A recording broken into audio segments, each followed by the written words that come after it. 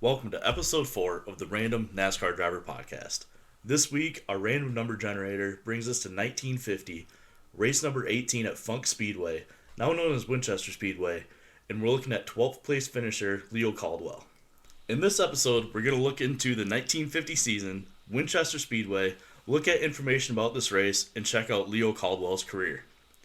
The 1950 season championship would end up being won by Bill Rexford. He would race 17 of the 19 races and have a total of 1 win, 5 top 5s, 11 top 10s, and become NASCAR's second ever champion. His car owner and crew chief, Julian Busink, would win the owner's championship. Race 18 would be held on October 15th at Funk Speedway in Winchester, Indiana. This was a 200-lap race on a half-mile dirt track. There were 5,000 fans in attendance to watch 13 drivers that entered the race. This was the only NASCAR race held at what is now called Winchester Speedway. Dick Linder averaged 68.834 miles per hour around the track and started on pole. When the race started, Linder led the first 3 laps before having problems and finishing last. Bucky Sager would lead the next 146 laps before being passed by Lloyd Moore, who led the last 51 laps and won the race. Leo Caldwell, the driver of this episode, ended up 12th and took home $50. Funk Speedway was always a half-mile oval. It started as a clay track in a cornfield built in 1914 by Frank Funk and opened in 1916.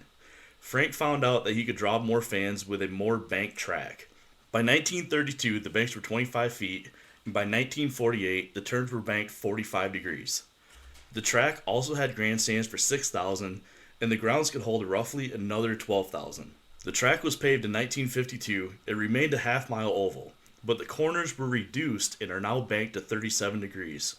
For comparison, Daytona is banked 31 degrees, Talladega is 32.5, and Bristol, another half-mile, is banked 28 degrees.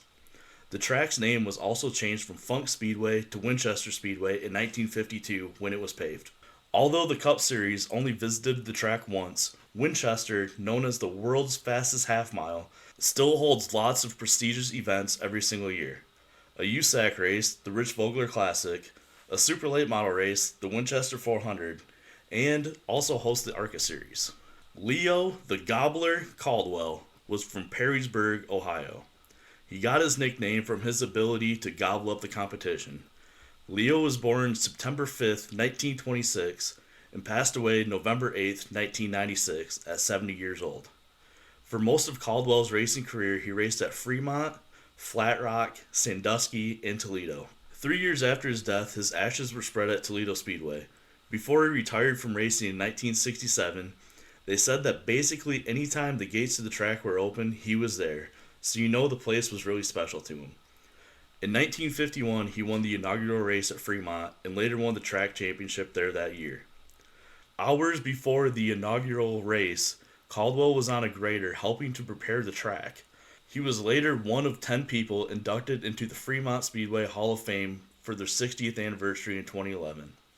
He only raced 4 races in NASCAR's highest ranks from 1948 to 1952, but won a lot of races at the local level. He won season championships at Motor City Speedway in 1949 and 1950. He won Fremont Speedway track championships in 1951 and 1952. He was the Michigan State champion in 1952 in the Sportsman division of NASCAR. He also ran what is now the ARCA Series in their inaugural season in 1953. He even won a race that year in ARCA at Monroe County Fairgrounds. He won championships at Raceway Park in 1954 and 1955.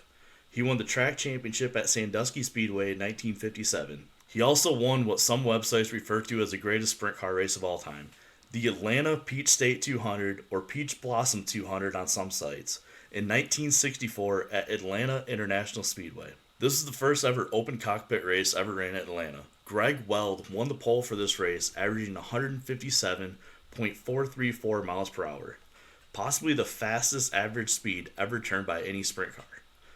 That is unconfirmed, but it's definitely hauling ass. The average race speed was 124.998 miles per hour, and that's for 200 miles of sprint car racing. After the race was over, it took an hour and a half to declare Caldwell the winner, which was longer than the actual race, which just took over an hour and 12 minutes. There was some confusion when the final pit stops took place. Finally, they figured out that when leader Claire Lewicki made his final pit stop on lap 94, Caldwell took over the lead. Not only did he take the trophy, go to victory lane, and kiss the girl, he took home $4,200 in prize money. In his career, he would race USAC Champ cars, the Little 500 Sprint Car race at Anderson, the Oswego Super Modified Classic, and NASCAR Modifieds. Through his entire career, he would score over 400 wins. Caldwell's first of 4 races in NASCAR came in race 18 of the 1950 season at Winchester. The data isn't complete for car numbers or starting positions, but he finished 12th of 13 cars. His second race came in race 9 of the 1951 season at Canfield, in a race that was won by Marshall Teague. He took his 1950 Plymouth to a 23rd place finish out of 38 cars. His third race was race 1 of the 1952 season at West Palm Beach. He started 19th of 27 cars and finished 14th in his Bud Berry-owned number 4JR 1950 Mercury. Tim Flock would be the winner of this race. His final race was the next race of 1952 at Daytona Beach. He started 45th of 61 in his Bud Berry-owned number 154 1950 Mercury and drove to a 20th place finish, and the race shortened from 49 laps to 37 because of rain. Marshall Teague would get the checkered flag, followed by Herb Thomas and Pat Kirkwood. For this episode, since there was incomplete data for the 1950 race at Winchester, I looked at the 2 numbers he used in 1952, 4JR and 154. The 4JR was only used once in NASCAR competition by Leo Caldwell. The 154 was used in 3 races, once by Caldwell in 1952 and twice by Nace Mattingly in 1957. Nace used the 154 at Daytona Beach, where he started 44th and finished 36th in a race that was won by Cotton Owens. He used that number again that season at Wilson Speedway, where he started 13th and finished 11th in a race that was won by Ralph Moody.